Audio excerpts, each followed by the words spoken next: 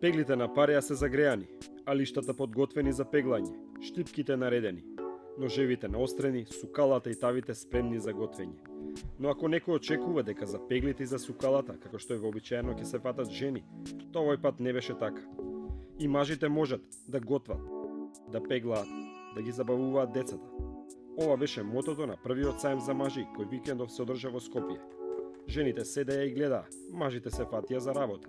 Овој настан повеќе го замисливме да биде како перформанс преку кој што ќе се сподели пораката за ова дека мажите можат да ги вршат овие обврски во домот.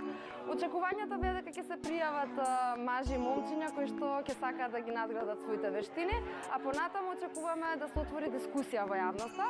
Токму тоа е и она што зборував дека во првата фаза сакаме да споделуваме позитивни примери, а во следните фази сакаме да работиме со организациите кои што работат на женски права, со институциите, со широката јавност, за нивно запознавање со концептот на родово-трансформативни политики и за применување на истиот. На една страна се готвеше, мажите со престилки и со капи учеа да сецкаат зеленчук, да месат и да подготвуваат здрав и вкусен оброк за најмладите. Докажаа дека може да се носат со жените кога станува збор за готвење.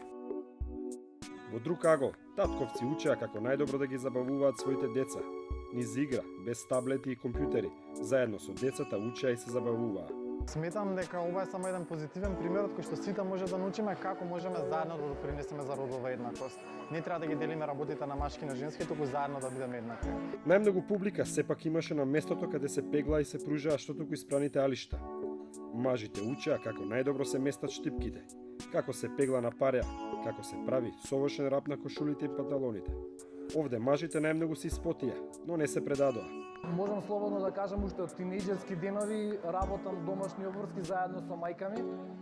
Воопшто не правам распределба на обврските во домот. Кај пеглањето научив два многу јаки момента. Тоа е парејата, за што служи, конечно знам точно. И има една мала ивица една кај пеглите, тоа е за оние рабови да се потватат многу подобро кога се пеглаат кошули.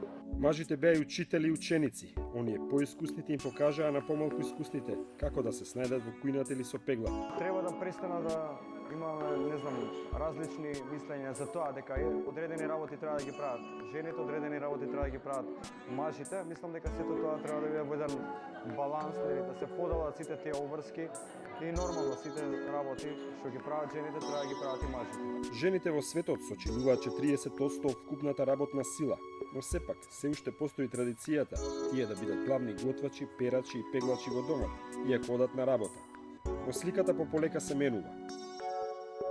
Тие стереотипи време Македонија во моментов е во фаза во која што може гласно да збориме за нив, да ги изнесеме на виделина и еден по полека да ги елиминираме. Не постои поделба на машки и женски работи. На крајот алиштата беа испеглани, оброците подготвени, децата весели, а мажите заслужено заминаа со дипломи со кои ќе им докажат на своите сопруги дека и мажите можат.